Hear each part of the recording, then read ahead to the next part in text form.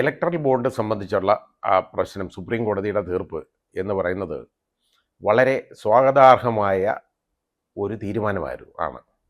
അപ്പോൾ അതിനെ ഒരുപാട് വിമർശനങ്ങളൊക്കെ അതിനകത്ത് ഈ തൽപര കക്ഷികൾ എടുക്കുന്നുണ്ട്. കാരണം എന്താണെന്നറിയാം, വെളിയിലേക്ക് വന്നപ്പോൾ എത്ര കോടികളാണ്, നൂറുകണക്കിന് കോടികളാണ് ഓരോ രാഷ്ട്രീയ പാർട്ടിയുടെ അക്കൗണ്ടിലേക്ക് വന്നേക്കുന്നത്. അപ്പോൾ ഒരു കമ്പനിയുടെ CSR ഫണ്ട് കമ്പനി കൊടുക്കുമ്പോൾ ആ പണം കൊടുത്തു കഴിഞ്ഞാൽ അതാദ്യം എന്ന് പറഞ്ഞാൽ വളരെ പരമരഹസ്യമായിട്ട് വെക്കണമെന്നായിരുന്നു കേന്ദ്ര ഗവൺമെൻറ് തീരുമാനം. അങ്ങനെ പരമരഹസ്യമായിട്ട് BJP വാങ്ങിക്കൂട്ടിയ തുകയ്ക്ക് കണക്കില്ല. പുറത്ത് ആരും അറിയരുത്. പണം വാങ്ങാം, പക്ഷേ അത് ആരും അറിയാൻ പാടില്ല. ആ കൊടുക്കുന്ന ആളിൻ്റെ പേര് രഹസ്യമായിട്ട് വെക്കും, വാങ്ങുന്ന ആളിൻ്റെ പേര് രഹസ്യമായിട്ട് വെക്കും. പക്ഷെ പണം മാത്രം വാങ്ങണം. രാഷ്ട്രീയ പാർട്ടിയല്ലേ, രാഷ്ട്രീയമാകുമ്പോൾ എന്തും ആവാമല്ലോ. അതാണ് കാഴ്ചപ്പാട്. എന്ത് ചെയ്യാൻ പറ്റും? അപ്പോൾ അങ്ങനെ വന്നപ്പോൾ സുപ്രീം കോടതി ഒരു തീരുമാനമെടുത്തു. ഇത് യഥാർത്ഥത്തിൽ ഡെമോക്രാറ്റിക് സെറ്റപ്പിൽ ഇത് ഒരു കാരണവശാലും ഇത് നടക്കാൻ പാടുള്ളതല്ല. ഇത് ഭരണഘടനാ വിരുദ്ധമാണ്, ആളുകളുടെ അറിയാനുള്ള അവകാശത്തിനെ ഹനിക്കുന്നതാണ് എന്ന് ആർട്ടിക്കിൾ 19 വയലേഷനാണെന്ന് പറഞ്ഞു. ഇത് വന്നു കഴിഞ്ഞപ്പോഴത്തേക്ക് നമ്മുടെ ബഹുമാന്യനായ പ്രധാനമന്ത്രി പോലും ഇതിനെ ആക്ഷേപിച്ച് സംസാരിക്കുന്നത് നമ്മൾ കേട്ടു. അദ്ദേഹം വളരെ നന്നായിട്ട് സംസാരിക്കുമല്ലോ. പറഞ്ഞ കൂട്ടത്തിൽ കുചേലന് അങ്ങനെയാണെന്നുണ്ടെങ്കിൽ പ്രശ്നമാണ്. അങ്ങനെ കുചേലൻ രഹസ്യമായിട്ടല്ല പോയേ, കുചേലൻ പരസ്യമായിട്ട് പോയി. ശ്രീകൃഷ്ണൻ എടുത്ത് പോയി, കുചേലൻ പോയി, അവിലും കൊണ്ടുപോയി കേട്ടോ. കല്ലും മണ്ണും കലർന്ന് അവിലുമായിട്ട് അദ്ദേഹം പോയി പഴയ സതീർത്ഥ്യനെ കാണാൻ. അത് ഇതുമായിട്ട് എങ്ങനെ യോജിപ്പിക്കാം, എങ്ങനെ ബന്ധിപ്പിക്കാൻ പറ്റുമെന്ന് എനിക്ക് മനസ്സിലാവുന്നില്ല. കാരണം രാഷ്ട്രീയ പാർട്ടി ആ രീതിയിലാണ് സുപ്രീം കോടതി ആക്ഷേപിക്കുകയാണ്. സുപ്രീം കോടതി ഒരു വിധി, അവർക്ക് ഇഷ്ടപ്പെടുന്ന വിധി കൊടുത്താൽ സുപ്രീം കോടതി ഏറ്റവും നല്ല വിധി കൊടുത്തു. അതായത് നമുക്കിപ്പോൾ ബാബറി മസ്ജിദിൻ്റെ കേസിൽ അവസാനം വന്ന തീരുമാനം അനുസരിച്ച് അവിടെ ക്ഷേത്രമൊക്കെ പണിതല്ലോ, അതിന് വേണ്ടിയുള്ള വിധി വന്നപ്പോൾ അത് വളരെ വലിയ വിധിയാണ്. പക്ഷേ സുപ്രീം കോടതി ഇവർ കാണിക്കുന്ന അനാവശ്യം ചൂണ്ടിക്കാണിച്ച് കഴിഞ്ഞു കഴിഞ്ഞാൽ ആ വിധി വളരെ മോശമാണ്, കുചേലനെ പോലും പിടിക്കുന്ന രീതിയിലാണ് പോകുന്നത് എന്നുള്ള കാഴ്ചപ്പാട് എടുക്കുകയാണ്.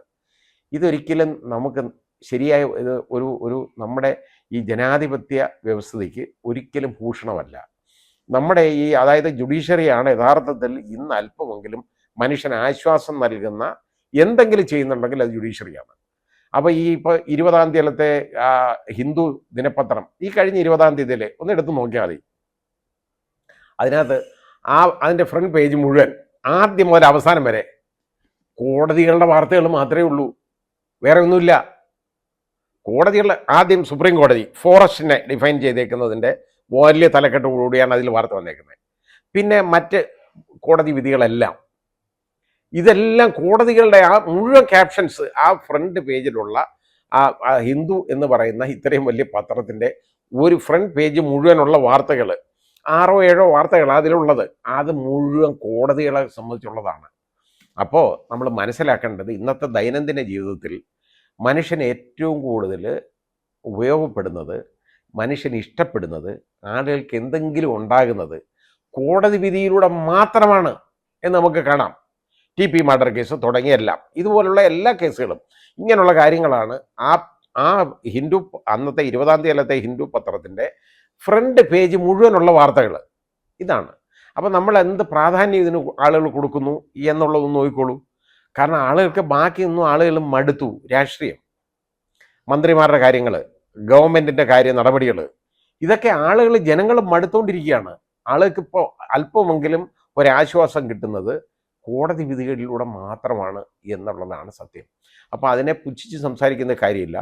ഈ രാഷ്ട്രീയ പാർട്ടികൾ ഏതൊക്കെ വിധത്തിൽ പണം വാങ്ങിയെടുക്കുന്നു, എന്തൊക്കെ പണം അവർ വാങ്ങുന്നു, ആരൊക്കെ കൊടുക്കുന്നു, ഇത് ഫേവേഴ്സ് റിസീവ്ഡ്, അതിന് അവർക്ക് എന്തൊക്കെ തിരിച്ചു കൊടുക്കുന്നു ഈ ഗവൺമെൻറ്, രാഷ്ട്രീയ പാർട്ടികൾ എന്നുള്ളത് ജനങ്ങൾ മനസ്സിലാക്കണം.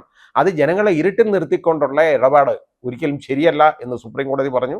വളരെ നല്ലൊരു വിധിന്യായമാണ്. അതിനെ കുറ്റപ്പെടുത്തുന്നവർ യഥാർത്ഥത്തിൽ ജനാധിപത്യത്തെ കശാപ്പ് ചെയ്യുകയാണ് എന്നേ തന്നെ പറയാൻ.